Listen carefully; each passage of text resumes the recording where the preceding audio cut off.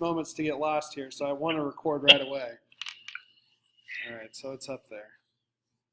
And then when we get finished, I can post that to our discussion board so she can see it and everyone else can see it. Wonderful. All right. So our conversation today is with the video jigsaw and then coherence. Am I correct? Yeah, so the quote, walkabout particle, and then the jigsaw. Are we supposed to record those separately and upload them separately, I think? We could. That would be easy for us to do.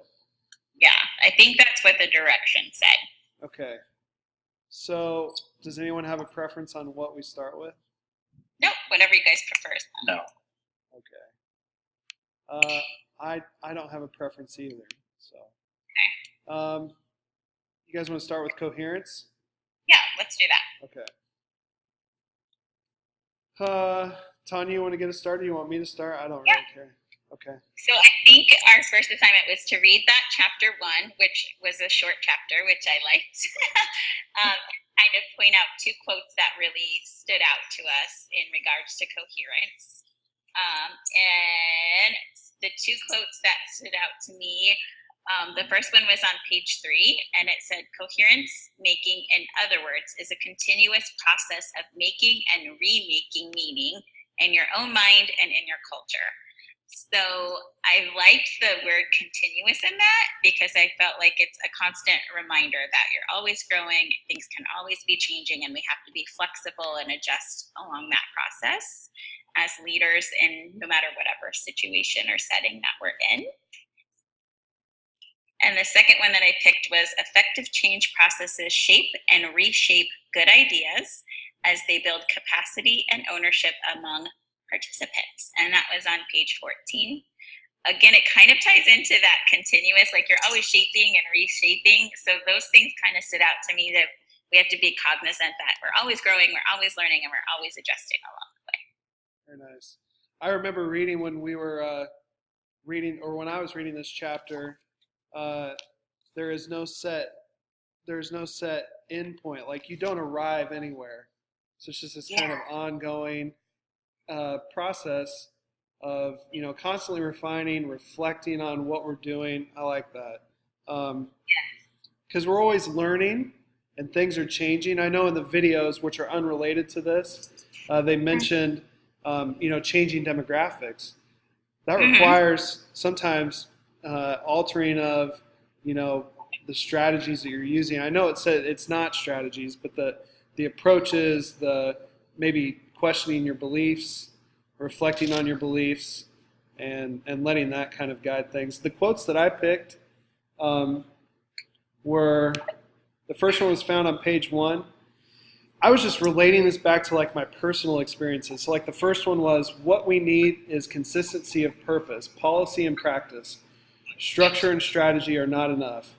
The solution requires the individual and collective ability to build shared meaning, capacity, and commitment to action.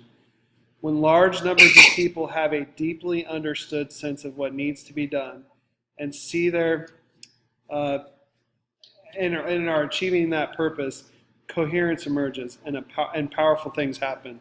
I continue to think about when I read that, just this all means all. All means all. And it just I kept hearing that, all means all. And for us, there's been a bit of a paradigm shift. We've had changing demographics. We have challenges like every other district.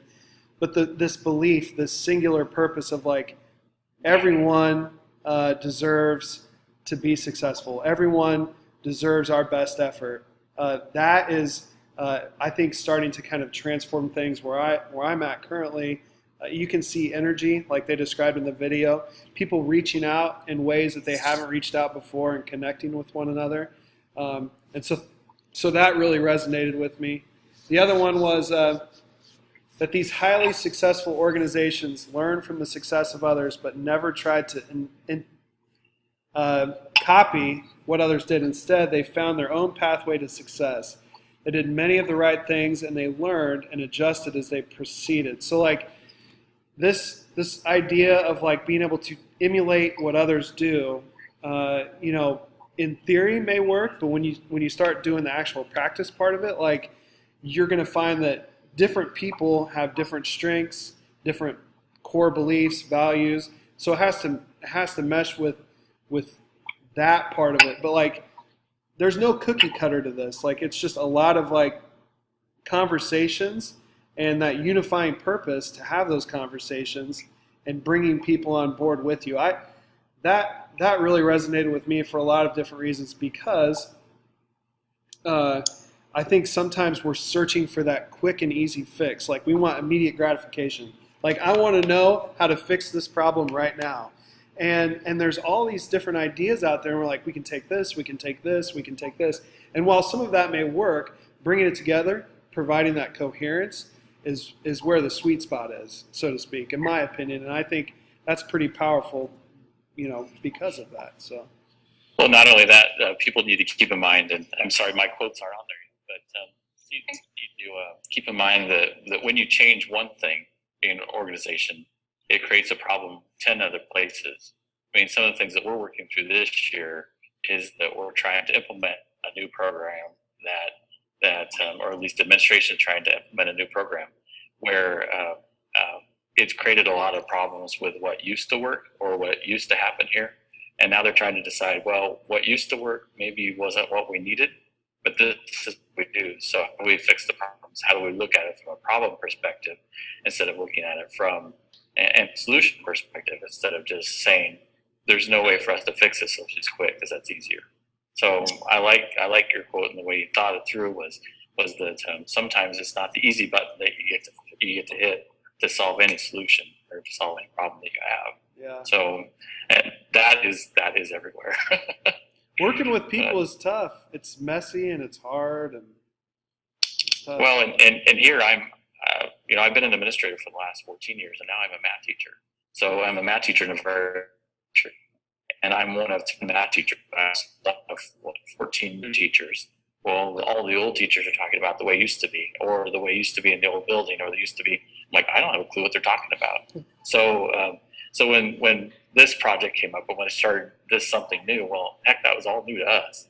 So it didn't much matter to me what they used to have done. And I don't even know, is there a book out there of what you used to do? I don't care.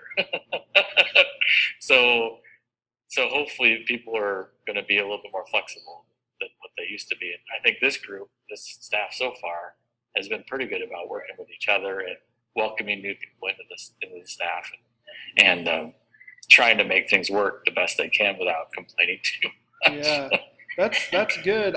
You know what I think helps that, because we had a lot of turnover here too. I think what helps that is that unifying purpose. And I know Fullen talks about that a little bit, but like that driver, the right driver of like why we do what we do.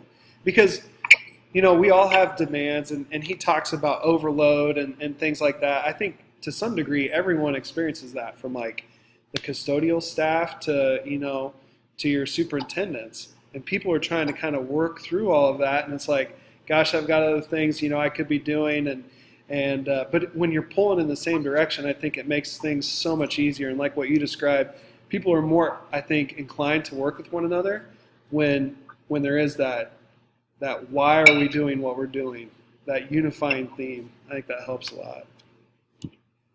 So that's good. Yeah. I liked both of your quotes. I'll be completely honest with you. I just got the book yesterday in the mail, so I'm a little behind on that. All right. It doesn't mean that tonight I'm not going to go home and finish what I need to get done, but I'm a little behind on that idea. I did watch the videos, but the videos aren't necessarily related to this topic. No, we'll record that in another topic. So yeah. We'll record that. When we get done with this one, we'll stop this one. We'll start another one. So any other thoughts on coherence? Well, I'm just interested in knowing, Clayton, like how you would define coherence in your setting or in your district. And I'm so new to this district. I've only been here for 2 weeks now. Oh, wow. Oh, wow. And so I'm at Kearney High School, which is, Class A. You're a Class A Bearcat. school. Sorry. Yeah, I'm Bearcat. And for the last 18 years of my career, I've been in a Class C and D school district. So first of all, I'm used to being for the last 14 years, I'm used to the one person making the decisions. Right. Now I'm one of 10 math teachers, but I'm one of 80 staff members who don't really necessarily have access to all the information all the time. Whereas I'm used to having access to all the information. So for me, I'm hungry for information, whereas other staff members are like, this is what they told us to do, let's just do it. And I have a hard time not knowing some of the finer details that I'm probably not going to know anymore. But the ideas used to be things that came from teachers through either a PLC process or used to come through the administration as a conversation. And I'm not in the loop anymore. So for me, this is a completely different role for me to have. And yes, I try to meet the common purpose and the common goal that some of these projects are designed to do. But at the same time, I need to concentrate on also teaching math. Yeah. And I know this big project that we have going on here is more of a social and emotional awareness for our students, and that's important. But at the same time, my teaching math comes first, and social emotional, unfortunately, is coming second. Not that I'm not going to be a team player, but it's not that I'm going to not put my best foot forward, and I'm not going to be grumpy about it. But I definitely need to focus on teaching math because I haven't done it for 14 years. Yeah. Thank you for sharing. You have such a new and fresh, interesting perspective. Yes, new is definitely true. That's cool, though. I think, being able to sit on the other side of things, that perspective, I think, will serve your culture well. Mm-hmm. I hope they actually take advantage of my knowledge someday. And, they haven't done it yet, but they don't know me yet.